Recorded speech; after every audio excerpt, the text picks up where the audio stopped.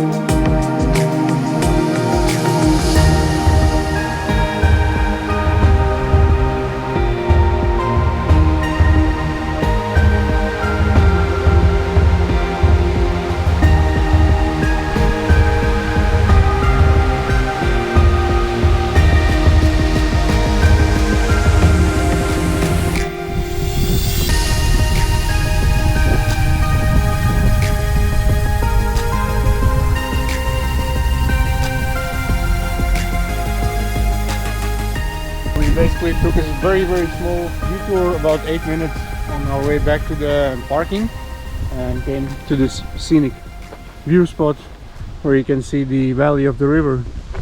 And just there in the information booth I read that basically 1500 years ago all of Europe was covered in this, what they call the beech forest over there, with double E, so not beach but beech. And like this park combined with some communities over here, they have like kept it pretty much preserved like the way it was, so they don't exploit the woods for timber or I don't know, maybe other materials. But it was definitely worth to hike up over here.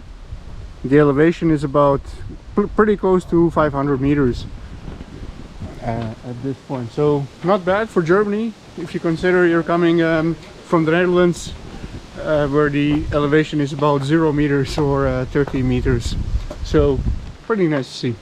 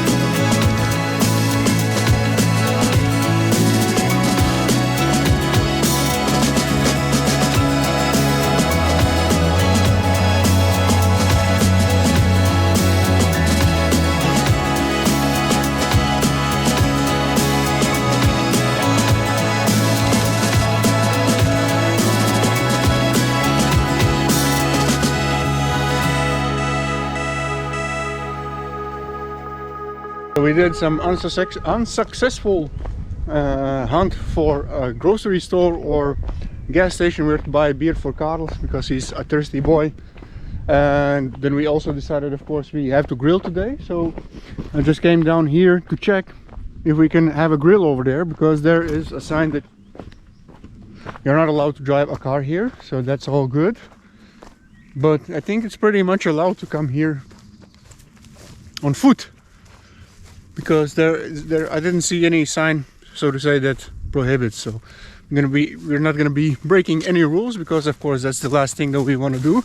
So hunting, yeah, this looks like the right spot, because I also see some people right there walking. So I think we'll set up our grill over here, overlooking this beautiful valley.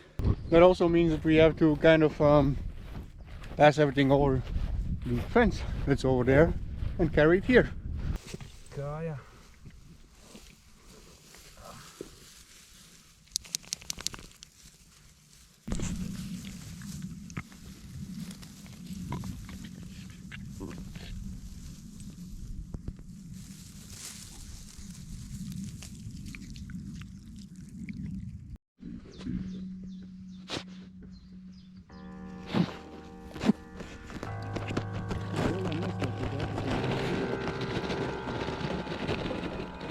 Da bent een video.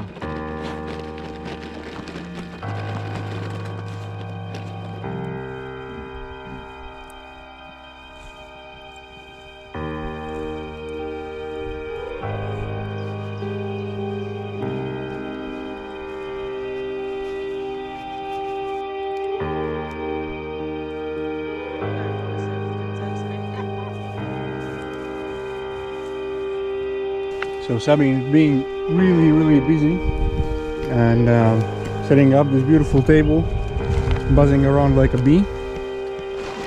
We already put on the first chicken pieces. I'm not even sure what you call it in English. In Dutch it's called a kipdrum, so like a drumstick. And well, I mean, that's really one of the most epic spontaneous barbecues that we decided to do. I'm so happy we found this place, and like we checked on Google Maps, it's only like 165 kilometers from the Netherlands, from Eindhoven. So actually to the border is a little bit closer, and voila, quite epic. So my plan is still to launch a drone in the air to capture all that river line, and then chill over here